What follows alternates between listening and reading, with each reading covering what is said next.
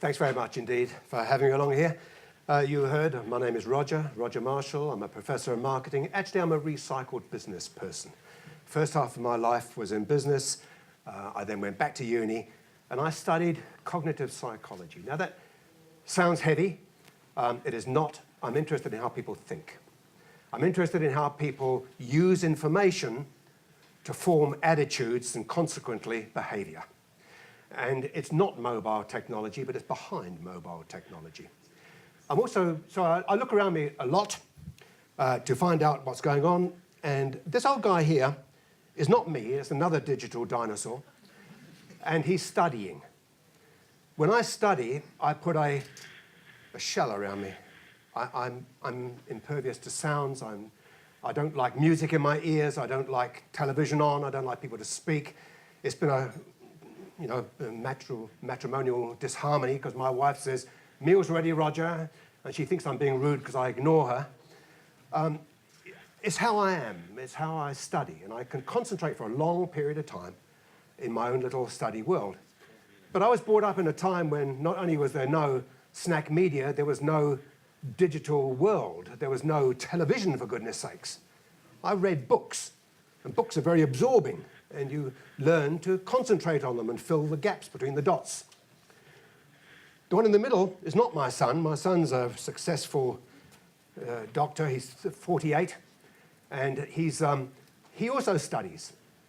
And when he studies, he has a little shell too, but it's not as impervious as mine. He has earphones on, and he'll stop and he'll look at TV or chat to somebody or something like that. But he seems to work quite well. But he was born in a time when internet was just heaving itself over the horizon. I'm a recycled academic. I'm also a recycled husband. And I've got a 16-year-old daughter for my pains. And this is not her, but it's similar. She studies, earphones on. She's got line on a hand phone. She's got Facebook up here. She's got her homework here. She doesn't need to be told dinner's there. She'll smell it and be there before we all are. She's behaving in an entirely different way to my son and to me. And it's an accelerating curve of difference. And what's happening is that the brains are plastic to a point, but teaching old dogs new tricks really is hard. So what happens is that although us more mature people do learn to multitask or whatever, it's not the same as the young people. They do think differently to us. They're hardwired differently to us. And I want to talk about that a little bit. Now, excuse me with, cognitive psych 101. I don't mean to be rude, but what happens is that I've got a guy with a lamp on his head. I've done that deliberately because your perception is just like a general lamp. And you look at everything around you all the time unconsciously. Now this is 24/7. So even at night, your unconscious will be listening for noises or whatever. If it's the flush of a chain, you're not going to worry about it. You'll stay asleep. If it's tinkling glass or a crashing door, you'll be up there, too sweet. So what happens is that all the time you're monitoring your environment for danger or possibilities or whatever it is, but whatever floats your boat will grab your attention. And it's like a searchlight. And it'll go out and it'll focus upon what is actually interesting at the moment.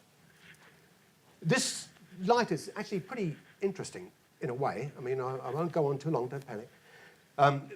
What happens is that you've got a special memory store, lasts up to about 2 seconds only, and everything you see comes into it, and you subconsciously process it and then dump it.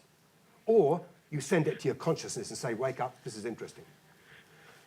But what happens, however, is that if something goes bang in the night or bang wherever, your attention is switched from what you're interested in to something else, okay? Now, the interesting thing is, what happens if you've got two really interesting things happening at once? You know, you've got this idea of you're focusing on the woman and the car, and you know, you're multitasking. You're focusing on both. Well, I'm actually sorry, you're not focusing on both. You're still focusing on one at a time. What happens actually is something like this. Okay? You switch from one to the other. So you can multitask, but you can't multi-concentrate. That means that there's a ton of research that says that the more things you do, the poorer you do everything. Okay? I mean, for mothers and fathers here, make sure your kids read. It gives them some idea about focal attention and so forth, and it's actually a really good exercise for kids to learn to read. But all the same, you know, it's not a parallel process, it's a linear process. So when people are multitasking, and these days we're multitasking more and more and more and more, what happens is your attention is flicking from one to the other, and you're not concentrating on any one for any length of time. That's kind of interesting. So our younger generation, Snack Medias, incidentally, I love Snack, the name, you mentioned the name, because that's how people these days consume media. They don't sit down and have a three-course meal of it, they snack it. Great name, Derek. So people have a poorer concentration span. That means your messages have to be short and sharp, okay? And that's the old advertising adage, KISS, you know, keep it simple, stupid. Don't try and get too complicated because they're not going to be with you that long. Give them a simple, crisp, clean message and make it quick and easy to understand. What happens is, and I noticed this in the classroom, you know, I'm a professor and in the old days it was easy. I would stand up and talk for 2 hours and everybody would take notes and listen to everything I say. Today, 10 minutes. 10 minutes, and if I'm not rivetingly interesting or doing something really different, they're online. They're Facebooking. You can see, I mean, we used to look at the expression on their faces. Now you look to see whether they're looking at their phones. And if you're looking at your phones, you've lost them. And you've got to do something dramatic, you know, start stripping or something to get their attention. Okay?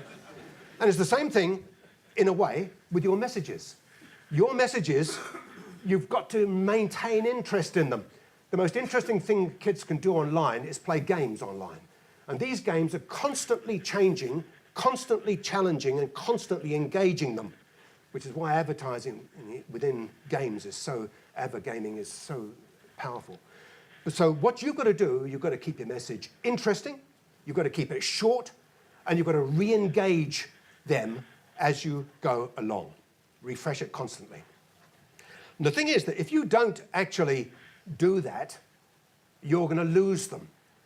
So the big challenge is they are going to switch. You want to make sure that they switch within your media, not to some other media. You know, I'm an old guy, and I was in business once, and it seemed so easy. I had time to think about it.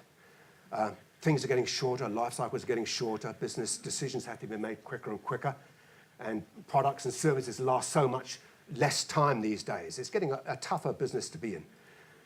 That looks simple, but it's not simple, as Derek will tell you.